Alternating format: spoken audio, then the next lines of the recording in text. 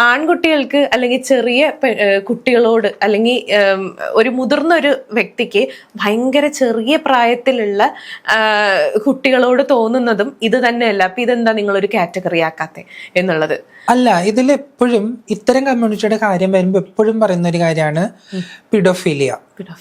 കുട്ടികളുടെ കൺസെന്റ് എങ്ങനെ നമുക്ക് സ്വീകരിക്കാൻ പറ്റുക? അത് ക്രൈമാണ്. മനസ്സിലായോ? അത് നമ്മൾ പറഞ്ഞതും അതൊരു മാനസികമായിട്ടുള്ള ഒരു പ്രശ്നമാണ്. അത് മാനസികമായിട്ടുള്ള പ്രശ്നമല്ല, അത് ക്രൈമാണ് അല്ലേ? ഇപ്പൊ നിങ്ങൾ നിങ്ങളുടെ മാതാപിതാക്കളുമായിട്ട് ലൈംഗിക ബന്ധത്തിൽ ഏർപ്പെടുന്നുള്ളത് നിങ്ങൾ തീരുമാനിക്കോ, ആലോചിക്കോ?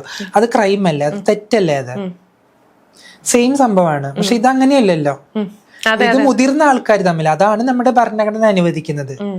IPC സ്ക്രാപ്പ് ചെയ്യുമ്പോൾ സുപ്രീം കോടതി പറഞ്ഞിട്ടുള്ളത് ഇങ്ങനെയാണ്: പ്രായപൂർത്തിയായിട്ടുള്ള രണ്ട് വ്യക്തികൾ തമ്മിൽ ഉഭയസമ്മതപ്രകാരം എന്ന് പറഞ്ഞാൽ എന്താണ്? പരസ്പരമുള്ള ബന്ധം തെരഞ്ഞെടുക്കാം. അത് ആർക്ക് ആരെ വേണമെങ്കിലും ഇഷ്ടപ്പെടാം എന്നുള്ളതാണ്.